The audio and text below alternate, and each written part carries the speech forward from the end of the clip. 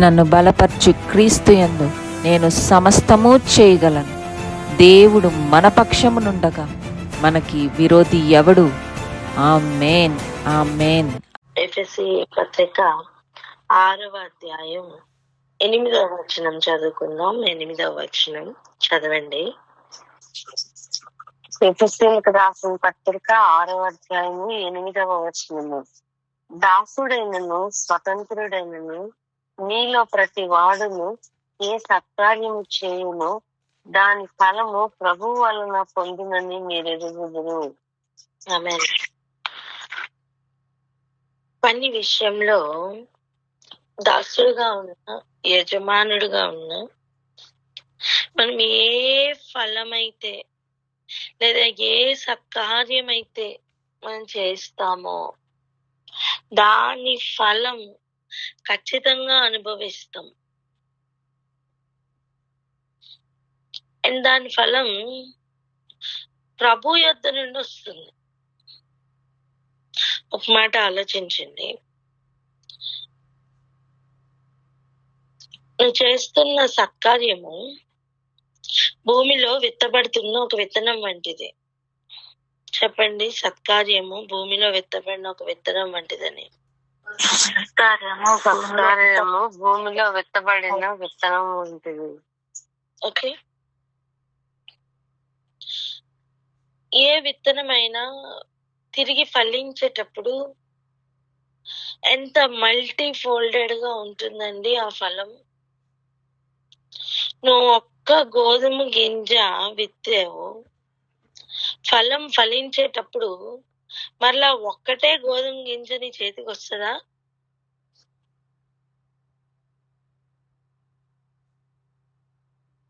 చాలా వస్తాయి. నువ్వు విత్తుతున్న ఒక చిన్న గోధుమ గింజ తిరిగి ఫలిస్తే అర్థం అది నీకు భూమి వద్ద నుండి ఫలం వస్తాయి. అంటాను భూఫలం అని. భూమి నుంచి వస్తున్న ఫలమే గనుక దాన్ని భూఫలం అనొచ్చు కదా. అనొచ్చా? చెప్పండి, అనొచ్చా? నోరు చక్క మాట్లాడుకుందాం. అనొచ్చు కదా. సో నీకు ఒక గోధుమ గింజ భూఫలమే అంత ఎక్కువ వస్తున్నప్పుడు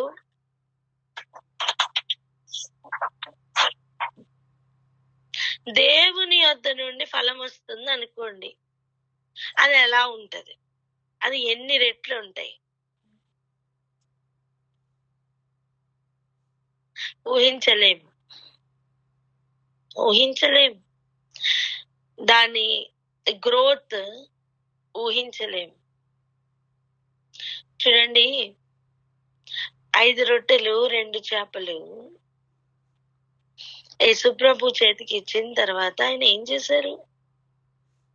ఆకాశం తట్టు ఎత్తి కృతజ్ఞతాస్తుతులు చెల్లించి పంచారు, అంతే.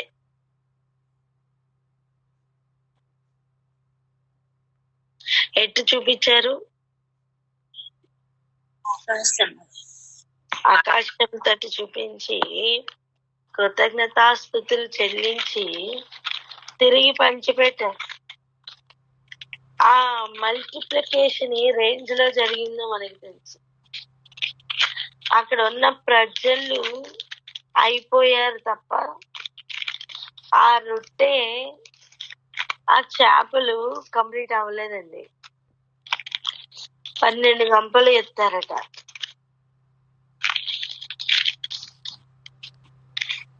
జస్ట్ మల్టిప్లికేషన్ అలా ఉంటే ఫలం ఎలా ఉంటది?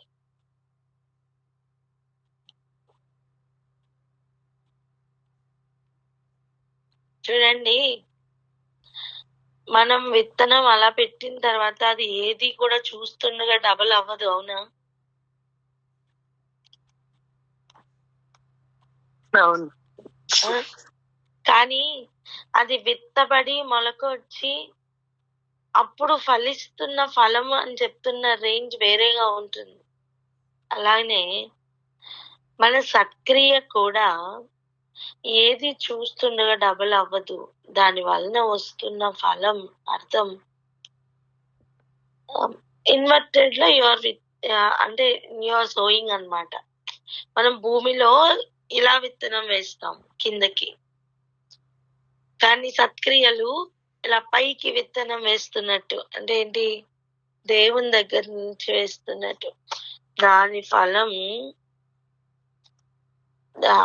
అసలు అయిపోదు. దాని ఫలం అయిపోదు. ఏ చెట్టుదైనా ఒక ఫలం ఉంటే అది అయిపోతుందేమో, మరలా వచ్చే సంవత్సరం కోసం వెయిట్ చేయాలేమో. కానీ దేవుని యొద్ద నుండి ఒక ఫలం ప్రారంభమైతే అది అయిపోదు. లైఫ్ టైం వస్తూనే ఉంటది. లైఫ్ టైం వస్తూనే ఉంటది. చూడండి, కొన్ని యుగాలైనా సరే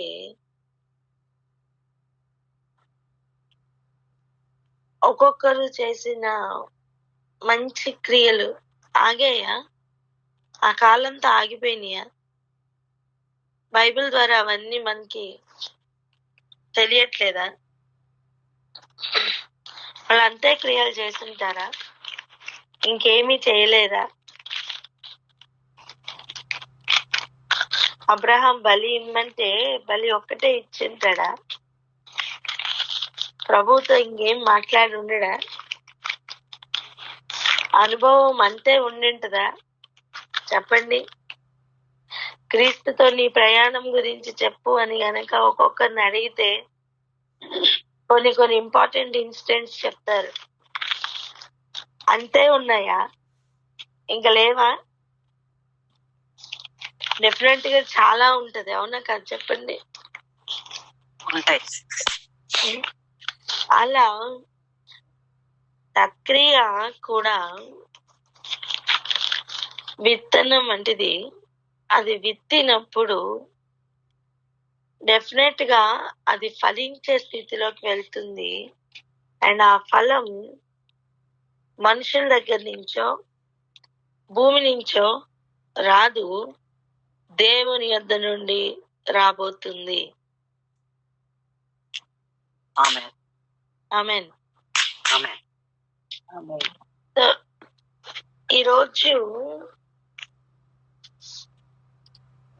ఆ ఫలం ఎలా ఉంటుంది అని చూద్దాం. నువ్వు సక్రియ చేస్తే ఫలం ఉంటుంది. మరి సత్క్రియం చేయని ఎడల ఫలం ఉండదు. సత్క్రియ చేయకపోతే అంతేనా? పాపము కూడా పొంచి ఉంటది. చెప్పండి, ఏమవుతుంది? పాపము కూడా పొంచి ఉంటుంది. ఒకసారి చూడండి, ఆదికాండం 4వ అధ్యాయం 6వ వచనం నుండి చదువుదాం. 6-7 వచనాలు దయచేసి చదవండి. ఆదికాండము 4వ అధ్యాయము 6-7 వచనాలు.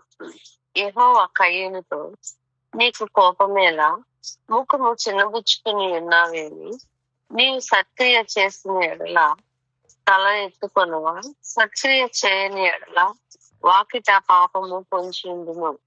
నీ ఎడల దానికి వాంఛ కలుగును, నీవు దానిని ఎలుగువలెను. చూసారా?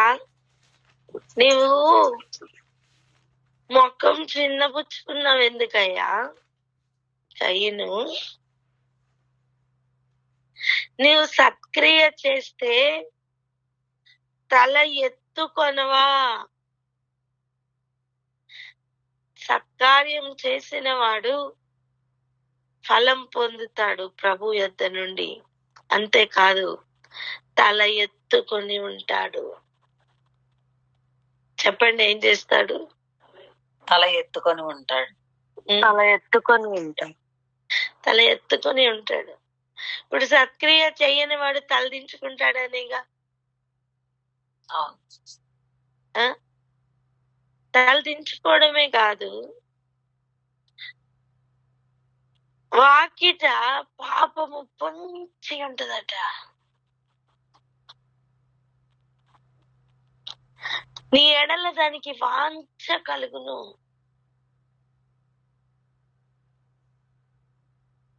నువ్వు దాన్ని ఏల్తావు ఎంతవరకు?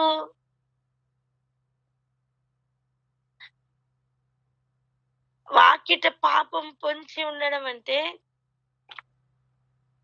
అది ఎప్పుడు వచ్చి నెత్తినెక్కుతుందో తెలీదు.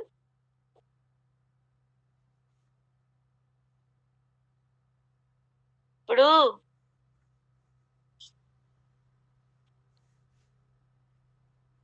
శత్రువు లేదా ఒక సింహం డోర్ బయటే ఉందనుకోండి, ఎప్పుడు ఉరికొద్దామా అని వెయిట్ చేస్తుంది అనుకోండి లోపలికి. నువ్వు కనీసం బయటికి వెళ్ళగలవా? డోర్ ఓపెన్ చేసుకొని నిర్భయంగా కదలగలవా?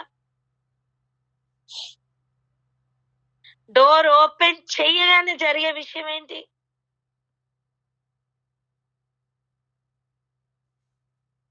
చెప్పాలండి. డోర్ ఓపెన్ చేయగానే ఏమవుతుంది?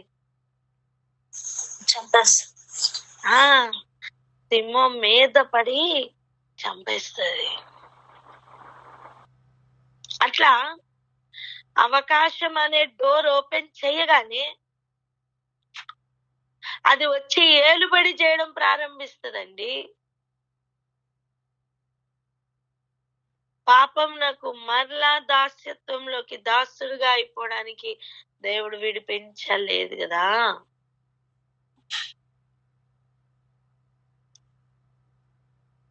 నువ్వు తల ఎత్తుకొని ఉండాలి అంటే సత్క్రియ చేయాలి. సత్క్రియ చేయని వాడు తల దించుకుని ఉంటాడు. అంతేకాదు వాని వాకిట పాపము పొంచి ఉంటది. వేలుబడి చేస్తావు ఎప్పటి వరకు? వాకిట పాపం ఉన్నంత వరకు. కానీ నువ్వు డోర్ ఓపెన్ చెయ్యగానే అది నిన్నేదో ఏలుబడి చేస్తుంది.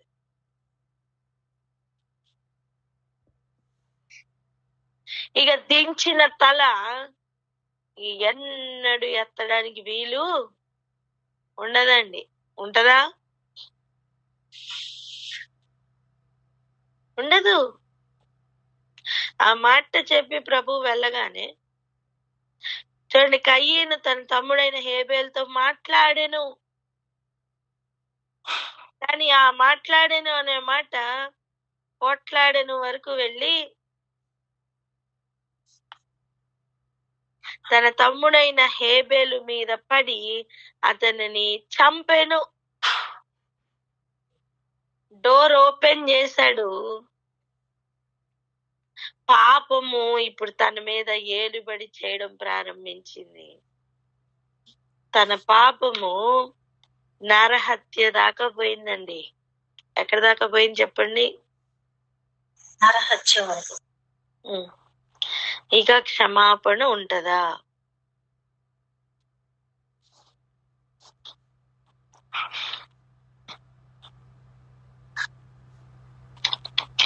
ఉంటదా చెప్పండి? ఉండదు.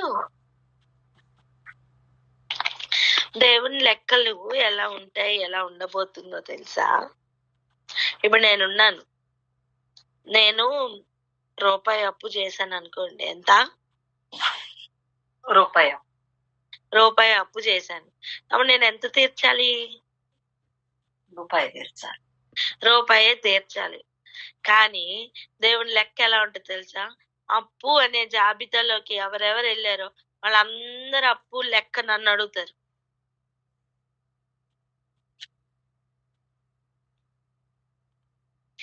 ఎంతమందికి అర్థమైంది? లోకంలో ఎన్ని బిలియన్ల కోట్ల అప్పులు ఉండింటాయి? చాలా కదా, లెక్కలేనంత అప్పులు ఉండుంటాయి కదా. వాటి లెక్క మొత్తం నన్ను అడుగుతారండి. నేను చేసిన అప్పు ఎంత? రూపాయి కానీ నేను తీర్చాల్సిందంత లెక్కలేనంత. అది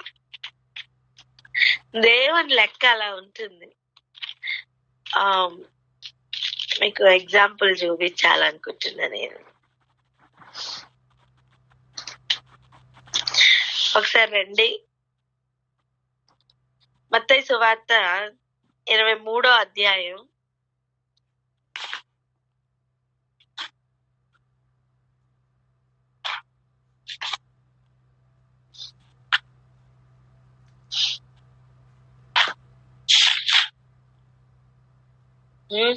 23వ అధ్యాయం చదవండి. 29 నుండి 36 వరకు ఒకసారి చదవరా. మత్తయి సువార్త 23వ అధ్యాయం 29వ వచనం నుంచి 36వ వచనం వరకు.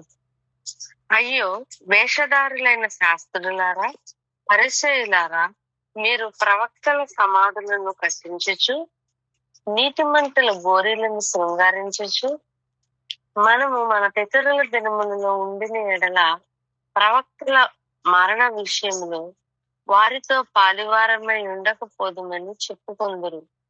అందువలన మీరు ప్రవక్తలను చంపిన వారి కుమారులై ఉన్నారని మీ మీద మీరే సాక్ష్యం చెప్పుకొంచున్నారు. మీరును మీ పితరుల పరిమాణం పూర్తి చేయుడి. సర్పములారా, సర్ప సంతానమా, నరక శిక్షను మీరెలాగో తప్పించుకుందరు. అందుచేత ఇదిగో నేను మీ యొద్దకు ప్రవక్తలను, జ్ఞానులను, శాస్త్రులను పంపుచున్నాను. మీరు వారిలో కొందరిని చంపి సిలువ వేయుదురు, కొందరిని మీ సమాజ మందిరములలో కొరడాలతో కొట్టించి పట్టణం నుండి పట్టణములకు తరుముదురు. నీతిమంతుడైన హేబెలు రక్తం మొదలుకొని బలిపీఠమునకు దేవాలయమునకు మధ్య మీరు చంపిన బరకీయ కుమారుడగు జకర్యా రక్తం వరకు భూమి మీద చిందింపబడిన నీతిమంతుల రక్తమంతయు మీ మీదికి వచ్చును. ఇవన్నీ ఈ తరము వారి మీదికి వచ్చునని మీతో నిశ్చయముగా చెప్పుచున్నాను. చూసారా, ఎవరి రక్తం గురించి అడుగుతున్నారు ప్రభు? నీతిమంతుడైన హేబేలు రక్తం మొదలుకొని, అనగా చంపింది ఎవరు? కయ్యను. హేబేలు రక్తం మొదలుకొని జకర్యా రక్తం వరకు భూమి మీద చిందింపబడిన నీతిమంతుల రక్తమంతయు మీ మీదకి వచ్చును. ఇప్పుడు చూడండి, యేసు ప్రభు ఉన్నది ఎప్పుడు? 2000 సంవత్సరాల క్రితం. వారు హేబేల్ని ఏమైనా చంపారా? హేబేల్ని చంపింది ఎవరు? కయ్యను చంపాడు. లెక్క ఎవరు అప్పు చెప్పాలి అప్పుడు? కయ్యనే అప్పు చెప్పాలి. కానీ ఈ తరం వారిని అడుగుతానంటున్నారు లెక్క.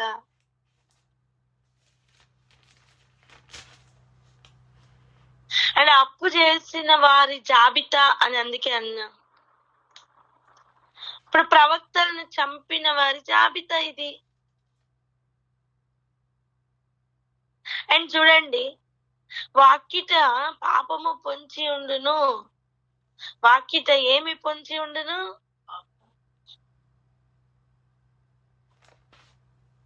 వాకిట ఏం పొంచి ఉండును? పాపం పొంచి ఉండును. ఇప్పుడు చూడండి 34వ వచనం. అందుచేత ఇదిగో నేను మీ యొద్దకు ప్రవక్తలను, జ్ఞానులను, శాస్త్రులను పంపుచున్నాను.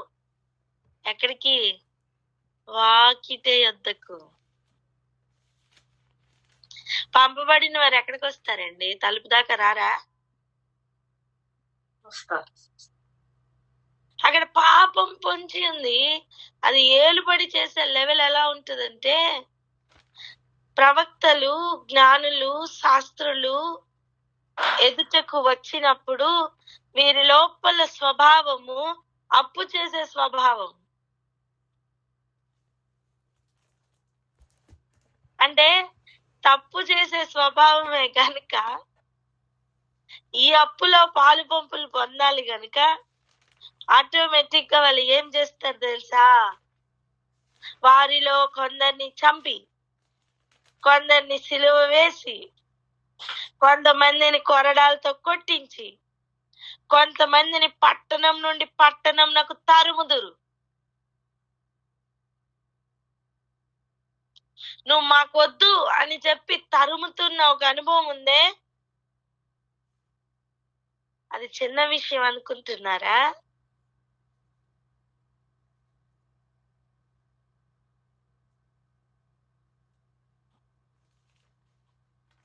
దేవుని ప్రవక్తలను, జ్ఞానులను, శాస్త్రులను తిరస్కరించడం చిన్న విషయం అనుకుంటున్నారా? కాదు. చంపడం అంటే ఇప్పుడు కత్తులతో చంపక్కర్లేదు, వారి హృదయాన్ని గాయపరిచే అనుభవం కూడా చాలు. నొచ్చుకుంటారు చూసారా, ఒక్కొక్క మాటను బట్టి అన్న ఫీల్ వస్తుందా? చెప్పండి. ఒక్కొక్క మాట హృదయాన్ని గుచ్చుకున్నప్పుడు ఏమనిపిస్తుందండి? నీతో బయటికి నవ్వుతూనే ఉండొచ్చు, కానీ వాళ్ళ హృదయం గాయపడిందా? ఆ గుచ్చిన ఒక్కొక్క, ఆ కొట్టిన ఒక్కొక్క కొరడా దెబ్బ, ఆ గుచ్చిన ఒక్కొక్క కత్తిపోటు వంటి మాటలను దేవుడు లెక్కలోనికి తీసుకుంటారమ్మా. నీ యొద్దకు ప్రవక్తలను వీళ్ళందరినీ దేవుడు ఎందుకు పంపిస్తున్నారు తెలుసా? నువ్వు సత్క్రియ చేస్తావా లేదా దుష్క్రియ చేస్తావా అని. సత్క్రియ చేస్తే తల ఎత్తుకునే అనుభవం, దుష్క్రియ చేస్తే తల దించుకునే అనుభవం. ఇక్కడ విషయం ఏంటంటే, వీరికి తెలీదు వీరు ఎత్తిన తల పరలోకం నుండి చూస్తే ఘోర అవమానంతో నిండుకుంది అని.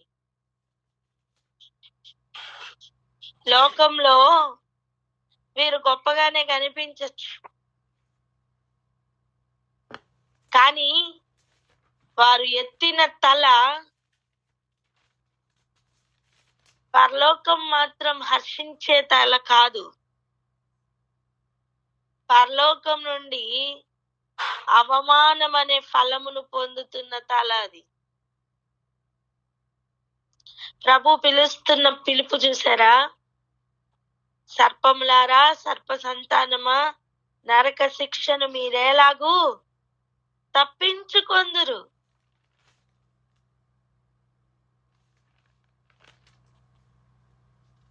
ఎలాగైతే ఈ పాపమంతా ఒక ఎత్తో, ఒక అప్పు చేసిన అనుభవం ఎలాగుంటుందో అలాగనే నేను చేసింది రూపాయే కావచ్చు, కానీ నన్ను లెక్క అడిగేటప్పుడు అప్పులు చేసిన అందరి జాబితాతో కలిపి లెక్క అడుగుతారు.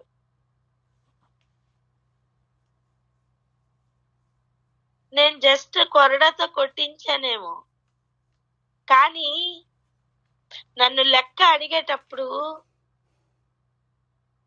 నీతిమంతుల రక్తమంతటి గురించి లెక్క అడగబోతున్నారు. ఎంతమందికి అర్థమవుతుంది? సత్క్రియ అనేది ఫలం మరి ఎలా తేబోతుందో తెలుసా? దీని ఆపోజిట్ లో ఉండబోతుంది. ఫలం అయితే ఇంకే రేంజ్ లో ఉండొచ్చు చెప్పండి?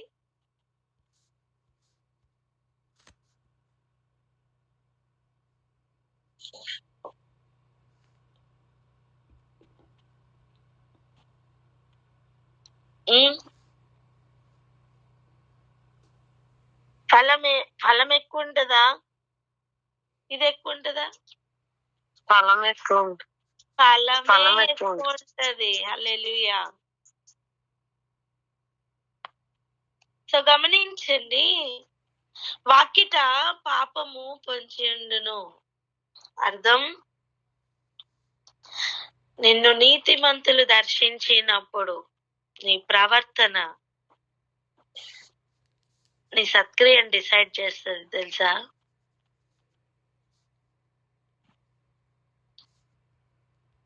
కొంతమందికి ఏం చేయక్కర్లేదండి, వాళ్ళ ప్రజెన్స్ లోనే ఇలా కడుపు మండిపోతా ఉంటది. ఎందుకు?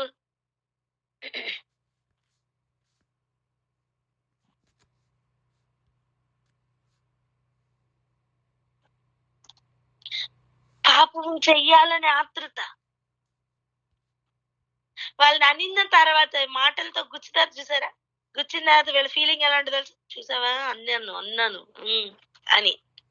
నీకు తెలియట్లా, నువ్వు అనిన మాట ఆ బిడ్డను బాధ పెట్టిందేమో గాని, నువ్వు గొప్పగా ఫీల్ అవుతున్నావేమో గాని, నువ్వు ఈ లిస్ట్ లోకి చేరవు తెలుసా? ఈరోజు ఒక ప్రార్థన చేద్దాం. మన జీవితాలు జాగ్రత్తగా ఉండాలి. ఇలాంటి పాపంలోకి ఎంటర్ అవ్వద్దు ప్లీజ్. ఎందుకంటే ఆ లెక్క భయంకరంగా ఉంటది. అది మనం తీర్చలేని లెక్క. అది మనం తీర్చలేనంత లెక్క. ఎందుకంటే ఆ జాబితాలో యేసు ప్రభు కూడా ఉన్నారు.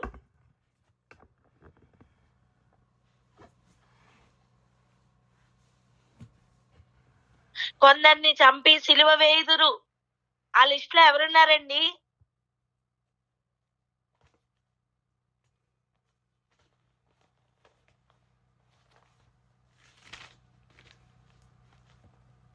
ఉన్నారా అందరూ? సిలువ వేసిన లిస్ట్ లో ఎవరున్నారు? ఈరోజు సిస్టర్ మంచి పాట పాడారు. ఏం పాట? సిలువలో సాగింది అసలు. అవునా? ఎవరిని సిలువ వేశారు? యేసు ప్రభుని కాదా? ఇప్పుడు యేసు ప్రభు వారు కూడా అందులో ఉన్నారండి ఈ లిస్ట్ లో. పిలాతు చేతులు కడుక్కున్నాడు. ఇశ్రాయేలీలు ఏమన్నారు? మా మీదకి, మా పిల్లల మీదకి మా మీదకి రానివ్వండి, మా పిల్లలు రానివ్వండి. లెక్క అప్ప చెప్పాలా వద్దా? వాళ్ళు తెచ్చుకున్న అపరాధము చిన్నది కాదండి. ఇప్పుడు ఆ లిస్ట్ లో ఉన్న వాళ్ళు కేవలం యేసు ప్రభు యొక్క లెక్క మాత్రం కాదు అప్పచెప్పాల్సింది, హేబేలు లెక్క కూడా అప్పచెప్పాలి తెలుసా?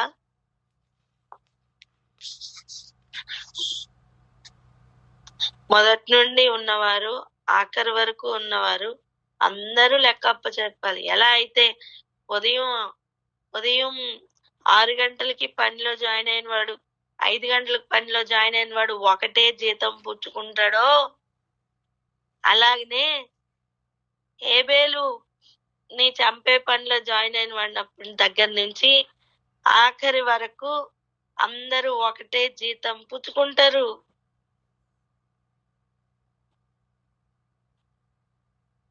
ఇప్పుడు ఆలోచిద్దాం. దాసుడైనను స్వతంత్రుడైనను భేదం లేదు. నువ్వు సత్క్రియ అనే ఫలం, నువ్వు సత్క్రియ అనే విత్తనం నువ్వు విత్తావా, నీకు రాబోతున్న ఫలం దేవుని యొద్ద నుండి రాబోతుంది. అది డెఫినెట్ గా తల దించే ఫలం కాదు, తల ఎత్తి ఉంచే ఫలం. ఆమేన్.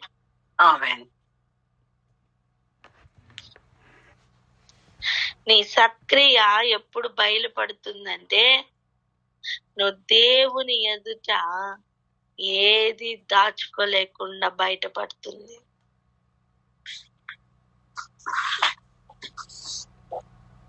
ఒకవేళ సత్క్రియ చేయకపోతే పాపం నాకు తాళాలు ఓపెన్ అయిపోతాయి. అది వచ్చి డోర్ దగ్గర నించుంటది. ఎన్ని తాళాలు ఉంటాయండి మనకి? ప్రహరీ గోడకు ఒక తాళం, ఇంటి వాకిటికి ఒక తాళం. ఉందా లేదా? ఉంది సిస్టర్. అంటే మనం ఫస్ట్ చేసిన పని వలన ఆ ప్రహరీ గోడ యొక్క తాళం ఓపెన్ అయిపోతుంది. పాపం లోపలికి వచ్చేసి మన మెయిన్ గేట్ దగ్గర వెయిట్ చేస్తా ఉంటది. నువ్వు ఎప్పుడు డోర్ ఓపెన్ చేస్తే అప్పుడు అది మింగేస్తుంది. ఎవరైనా డోర్ ఓపెన్ చేయకుండా రూమ్ లో ఉండిపోగలరా? ఏదో ఒక పని కోసం బయటికి రారా చెప్పండి? వస్తా సిస్టర్. ఏదో ఒక టైంలో బయటకు వస్తాం. సో ఇప్పుడు కనిపిస్తున్న అనుభవం, తగ్గించుకున్న అనుభవం నిన్ను ఒక రోజు ఫలం పొందుకునేటట్టు చేయబోతుందమ్మా. ఇప్పుడు ఆలోచిద్దాం. మనం చదువుకున్న వర్స్ ఏంటి? నువ్వు సత్క్రియ గురించి మాట్లాడుతున్నారు, సత్కార్యం గురించి మాట్లాడుతున్నారు. వెళ్దాం రండి. ఎఫెసీయులకు రాసిన పత్రిక. దాసుడైనను స్వతంత్రుడైనను మీలో ప్రతి వాడును ఏ సత్కార్యం చేయును దాని ఫలం ప్రభు వలన పొందునని మీరు ఎరుగుదురు. సో నువ్వు ఏ పని చేస్తున్నా ప్రభువునకు చేసినట్టుగా చేయాలా? చెప్పండి, ఏం చేయాలా? ప్రభువునకు చేస్తున్నట్లు చేయాలి. ఆమేన్. అంటే ఇప్పుడు చూడండి, మనం దీనికోసం మరలా 5th verse నుంచి చదువుకోవాలి. దాసులారా, యథార్థమైన హృదయం కలవారై భయముతోనూ వణుకుతోనూ క్రీస్తునకు వలె శరీర విషయమై మీ యజమానులైన వారికి విధేయులై ఉండుడి. ఎవరికి విధేయులైనట్టుగా వీరికి కూడా విధేయత చూపించమంటున్నారు? క్రీస్తు వాళ్ళే. ఇప్పుడు దాసులైన వారిని ఒక పాయింట్ లో పెట్టండి. యజమానులు పైన ఉంటారా, కింద ఉంటారా? పైన ఉంటారు. చెప్పండి, ఎవరు ఉంటారు? పైనే కదా. పైన ఇప్పుడు పైన ఉన్న యజమానులు కనబడకూడదు. ఎవరు కనపడాలా? క్రీస్తు కనపడాలి. హల్లెలూయా, అది పాయింట్. క్రీస్తు కనపడాలా, రైటా? ఇప్పుడు 9వ వచనానికి రండి. యజమానులారా, మీకును వారికి యజమానుడైన వాడు పరలోకమందున్నాడనియు ఆయనకు పక్షపాతము లేదనియు ఎరిగిన వారే వారిని బెదిరించుట మాని ఆ ప్రకారమే వారి ఎడల ప్రవర్తించుడి. ఇప్పుడు పరలోకమందున్నవాడు గుర్తు రావాలి యజమానులకు. అంటే కింద ఉన్నవాడు ఎవరు కనబడాలి? మరలా క్రీస్తే కనబడాలా.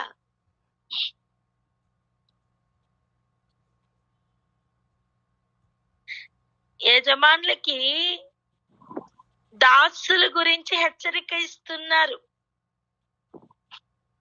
అయ్యా, మీకు పరలోకంలో ఉన్న తండ్రిని జ్ఞాపకం చేసుకొని దాసుల ఎడల జాగ్రత్తగా ప్రవర్తించమని. అర్థం కాలే? ఒక ఎగ్జాంపుల్ చెప్తా చూడండి. ఒక ఎగ్జాంపుల్ చెప్తా, రైటా? నువ్వు చాలా సీరియస్ గా, చాలా సిన్సియర్ గా ఒక బ్యాంక్ ఉద్యోగం చేస్తున్నావు, ఓకేనా? అందరూ లైన్ లో నించున్నారు, అందరికి చేసినట్టే నువ్వు చేస్తున్నావు. ఈ రోజు టైం అయిపోయింది, నువ్వు వెళ్ళిపోవాలి. బ్యాంక్ క్లోజ్ చేసే టైం అయింది. నువ్వు అందరితో ఒకే విధంగా ప్రవర్తిస్తావా లేదా? ప్రవర్తిస్తా. అవునా? సడన్ గా నీకు ఫోన్ వచ్చింది.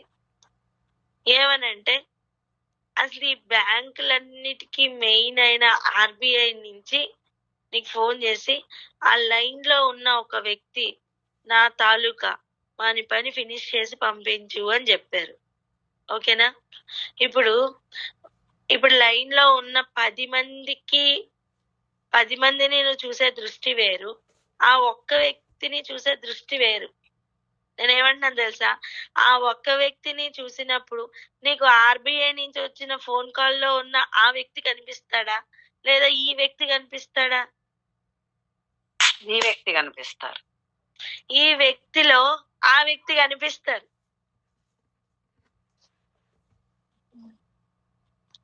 ఇంకొక యాంగిల్లో చెప్తాను, అప్పుడు అర్థం అవుతుంది. పేషెంట్స్ ఉంటారు కదా మనకి, గవర్నమెంట్ హాస్పిటల్ అనుకోండి, స్టేట్ గవర్నమెంట్ హాస్పిటల్లో పేషెంట్స్ అందరిని అలా పడుకోబెట్టారు. ఓకేనా? వాళ్ళ డబ్బుల ప్రకారం వాళ్ళు పడుకున్నారు. ఒకడు సీఎం తాలూకా. ఎవరండి? ఒకడు సీఎం తాలూకా. ఓకేనా? మనం ఆ బెడ్ దగ్గరికి వెళ్ళగానే సీఎం గుర్తొస్తాడా, ఈ పేషెంట్ గుర్తొస్తాడా? సీఎం గుర్తొస్తాడు. అది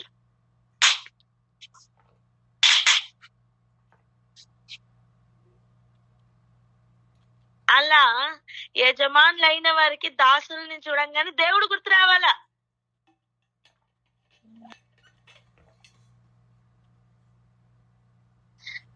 హలో, వినిపిస్తుందా అండి? యజమానులైన వారికి ఏం జరగాల? దాసుడిని చూడగానే క్రీస్తు గుర్తు రావాలి. ఆమేన్. ఎందుకు? ఈ దాసుడు ప్రభువు తాలూకా. ఎవరి తాలూకా? ప్రభు తాలూకా. హల్లెలూయా. దాసుడైనను యజమానుడైనను ప్రభువును చూడాలా. ప్రభువును చూసినప్పుడు ఎవరు కూడా పాపము చేయడానికి తెగించరండి. దాసుడుగా ఉన్న లెవెల్లోనైతేనేమో నీ యజమానునికి ఎలా లోబడాలంటే క్రీస్తుకు లోబడినట్టుగా లోబడాలా. యజమానుడైన వాడు దాసుని చూడగానే చిన్న చూపు చూడడం పక్కకు పెడితే ఈ దాసుడు దేవుని తాలూకాని గుర్తుపట్టాలా.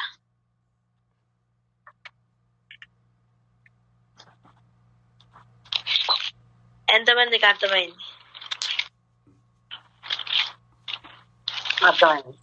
రైటా?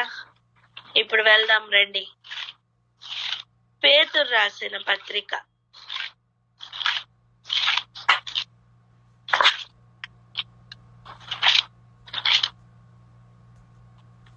పేతురు రాసిన పత్రిక 2వ అధ్యాయం 18వ వచనం. పేతురు రాసిన పత్రిక 2వ అధ్యాయము 18వ వచనం. పనివారులారా, మంచివారును సాత్వికులైన వారికి మాత్రం కాక ముష్కరులైన మీ యజమానులకు పూర్ణ భయంతో లోబడి ఉంది. చదవండి అక్క. 23 దాకా చదవరా? 23వ వచనం వరకు. ఎవడైనను అన్యాయంగా శ్రమ పొందుచు దేవుని గూర్చిన మనస్సాక్షి కలిగి దుఃఖము సహించిన ఎడల అధిహితమగును. తప్పిదమునకై దెబ్బలు తిండినప్పుడు మీరు సహించిన ఎడల మీకేమి ఘనము? మేలు చేసి బాధపడినప్పుడు మీరు సహించిన ఎడల అది దేవునికి హితమగును. ఇందుకు మీరు పిలువబడితే క్రీస్తు కూడా మీ కొరకు బాధపడి మీరు తన అడుగు జాడలేందు నడుచుకున్నట్లు మీకు మాదిరి ఉంచిపోయాను. ఆయన పాపము చేయలేదు, ఆయన నోటను ఏ కపటము లేదు, ఆయన దూషింపబడి బదులు దూషింపలేదు, ఆయన శ్రమ పెట్టబడి బెదిరింపక న్యాయముగా తీర్పు తీర్చున్న దేవునికి తను తాను అప్పగించుకున్నాను. హల్లెలూయా. ఆయన ఎలా ప్రవర్తించి మాదిరి ఉంచిపోయారో చూడండి. పని వాళ్ళారా అంటే ఏంటి? పనివారు అంటే ఏంటండి? పనివారిలోనికి దాసులు యజమానులు ఇద్దరు వస్తారు.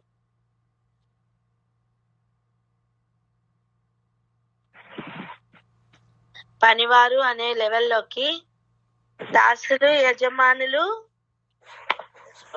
ఇద్దరు వస్తారు. ఎవరో ఒక్కరితో ఆగిపోవట్లేదు అది.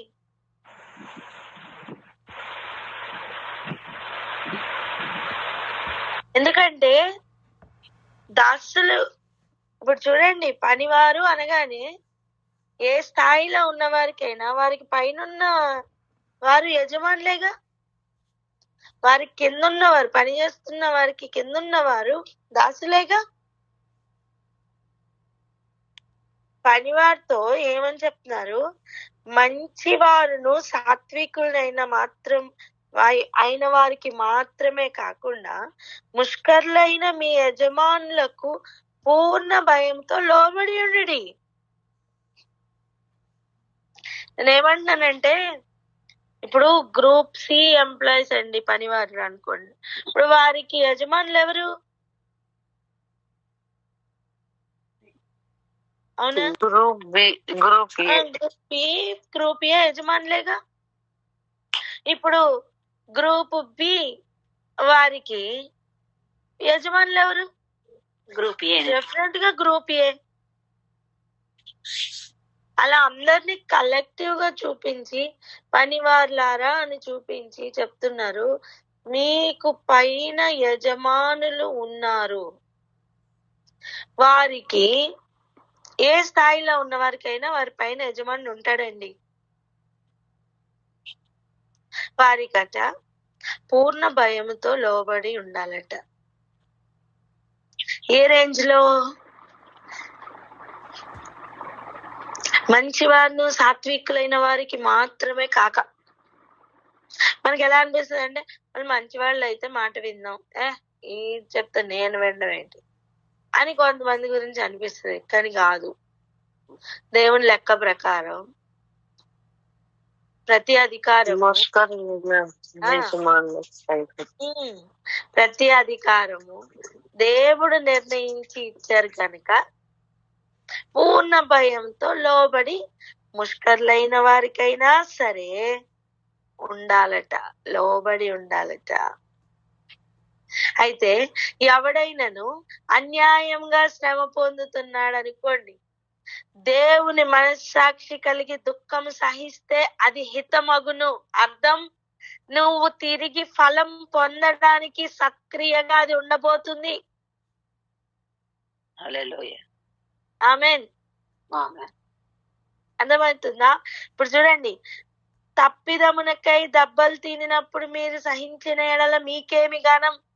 అర్థం, నువ్వు 20 రూపాయలు అప్పు చేసావు, 20 రూపాయలు తీర్చావు, ఏముంది అక్కడ? తగులు లేదు, మిగులు లేదు, అయిపోయింది, అక్కడికక్కడ సరిపోయింది. నీకు ఇంకా బాకీ ఉండాలంటే నువ్వేం చేయాలి? మేలు చేసి బాధపడినప్పుడు మీరు సహించిన ఎడల అది దేవునికి హితమగును.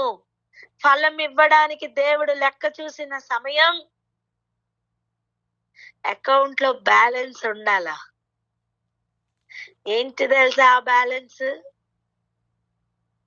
నువ్వు మేలు చేసి బాధపడుతూ ఉంటావు చూడు, నువ్వు ఫలం పొందడానికి అక్కడ నీ కోసం అకౌంట్ అన్నది.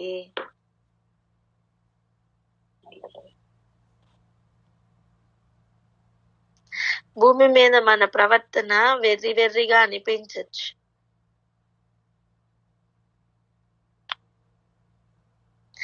తప్పు చేయకపోయి నువ్వెందుకు లోబడి ఉన్నావు? నువ్వెందుకు అన్ని దెబ్బలు తింటున్నావు? ఏంటి ఇలా చేస్తున్నావు? నీకు అసలు ఏం అర్థం కావట్లేదు. అది ఇద్దరు లోకస్తులు చెప్తారు. కానీ కాదు, ఒకసారి పైకెత్తి తలెత్తి దేవుని దగ్గర చూడు, నీ అకౌంట్ ఎంతో నీకు అనిపిస్తుంది. ఆమేన్.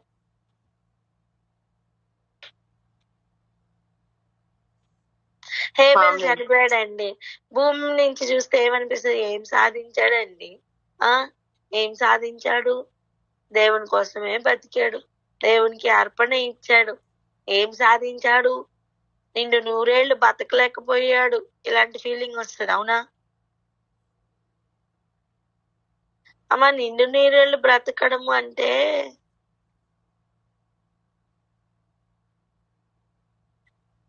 కేవలం బ్రతకడమే చూసుకుంటారా? ఆ బ్రతుకు సంపాదిస్తున్నది పాపమా పుణ్యమా లెక్క పెడితే కదా తెలుస్తుంది.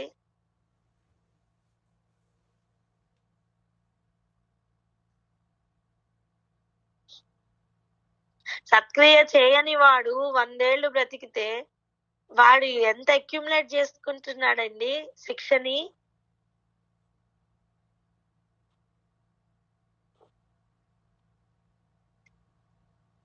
నువ్వు మేలు చేసి బాధపడుతున్నప్పుడు నీ అకౌంట్ లో ఎంత బాధ ఉందో దాన్ని బట్టి ఫలం దేవుడి దగ్గర నుంచి రాబోతుంది తెలుసా.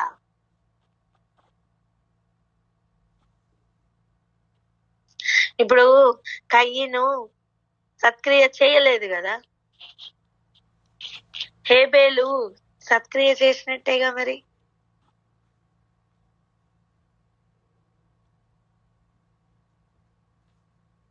తను బాధపడినట్టేగా. ఎంతవరకు బాధపడ్డాడు? మరణం పొందినంతగా.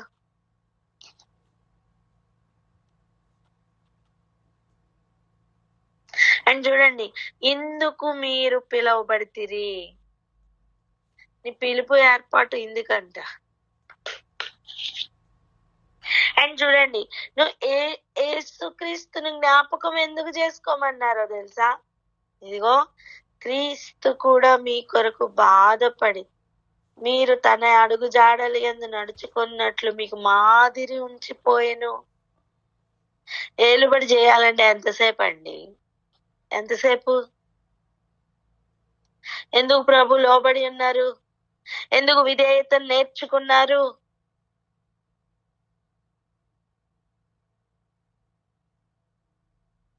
ఆయన పాపం ఏం చేయలా, ఆయన నోట ఏ కపటం కనబడలా.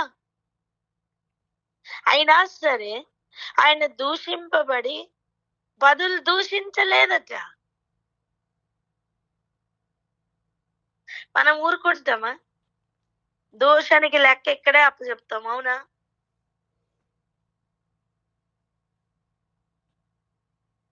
అవసరమైతే వడ్డీ కూడా చెల్లిస్తాం, అవునగా చెప్పండి. ఆయన దూషింపబడి ఎందుకు దూషించలేదో తెలుసా? వడ్డీకి చక్రవడ్డీ రెడీ చేస్తున్నారండి.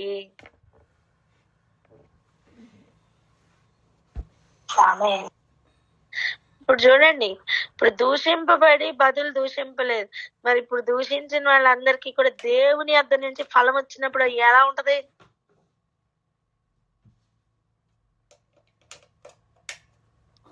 ఆయన శ్రమ పట్టబడి బెదిరింపక న్యాయంగా తీర్పు తీర్చు దేవునికి తన్ను తాను అప్పగించుకొనెను. కారణం, ఫలం దేవుని వద్ద నుండి రాబోతుంది. చెప్పండి, ఎక్కడి నుంచి రాబోతుంది ఫలం? దేవుని యొద్ద నుండి రాబోతుంది.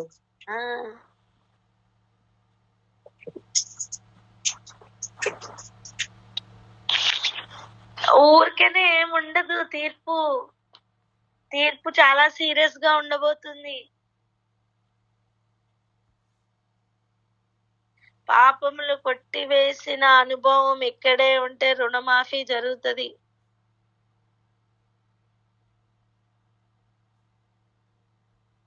ఇక్కడ మాఫీ జరగకపోతే చెల్లించవలసిన లెక్క వెల చాలా భయంకరంగా ఉంటుంది. అరే, ఇది నేను చేయలే, ఈ తప్పు నేను చేయలే, ఈ పాపం నేను చేయలే, ఈ అప్పు నేను చేయలే, నేనెందుకు కట్టాలి అంటే కట్టాలి. ఆ లిస్ట్ లో చేరవు గనుక ఆ మొత్తం ఆది నుంచి అంతం వరకు మొత్తం నీకు వస్తుంది. ఇప్పుడు రివర్స్ లో ఆలోచించండి.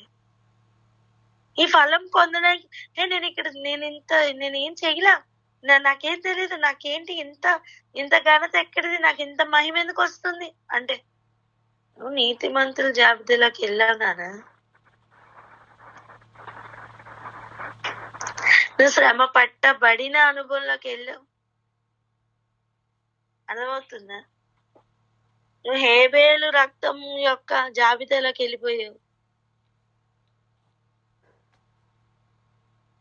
సో రిటర్న్ వచ్చే ఆ మల్టీ ఫోల్డెడ్ ఫలంలో నీకు బాగా ఉంటది. నువ్వు ఇన్వెస్ట్ చేసింది ఎంత తక్కువ తెలుసా? జస్ట్ ఒక కొరడా దెబ్బ తిన్నావు అంతే. ఒక దూషణ మాట పడ్డావు అంతే. ముష్కర్లైన యజమానులు ఇప్పుడు ఎందుకున్నారో అర్థమైందని వడ్డీ పెంచుతున్నారు.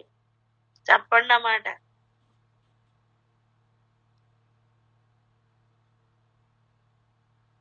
ముష్కర్లైన యజమానుల వడ్డీ పెంచుతున్నారని చెప్పండి. ముష్కరులైన యజమానులు మన వడ్డీ పెంచుతున్నారు.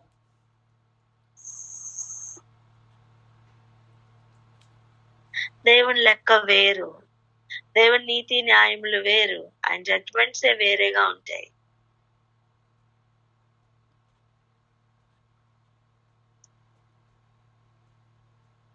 ఆలోచన చేసుకుందాం, మనం ఎందుకు పిలువబడ్డాం, మనం ఏం చేస్తున్నామని. మన చుట్టూ ఈ పరిస్థితులు ఉన్నాయి అంటే ఇప్పుడు చెప్పండి, సంతోషించి గంతులు వేసే అనుభవమా, ముక్కి మూలిగి ఏడ్చుకునే అనుభవమా? సంతోషించి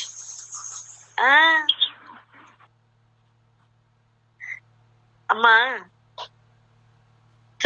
త్రూ ఆ పాత్రలో నుంచి వెళ్తున్నప్పుడు, అంటే ఆ దారిలో వెళ్తున్నప్పుడు బదులు పలకకుండా, ఈ మళ్ళా దూషించకుండా, అలా ఆ మార్గంలో వెళ్తున్నప్పుడు ఏంటి జీవితం, ఇంత అవమానం పొందుతున్నా అనిపిస్తుంది. కానీ నువ్వు క్రీస్తు మాదిరి ఉంచిపోయిన మార్గంలో నడుస్తున్నావని జ్ఞాపకం చేసుకో. నీ పైన యజమానులు ఉన్నారా? క్రీస్తుకైతే ఎలా లోబడతావు అలా లోబడు. నీకు తెలీదు, నువ్వు పొందబోతున్న ఫలంలో మార్పులు కలగబోతున్నాయి. ఆమేన్. ఆ మార్పు నువ్వు ఊహించలేనంతగా ఉండబోతుంది.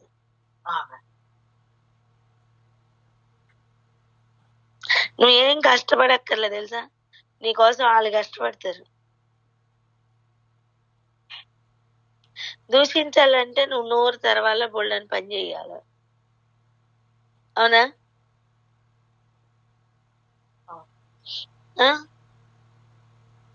కానీ నీ ఫలం పెంచడం గల ఎంత కష్టపడుతుందో చూసారా? వీటి గురించి ఇంకొంచెం డీటెయిల్స్ రేపటి దినాన్ని చూద్దాం. రాగి ప్రార్థన చేసుకుందాం. అక్క. Hallelujah. Thank you Jesus. Thank you lord.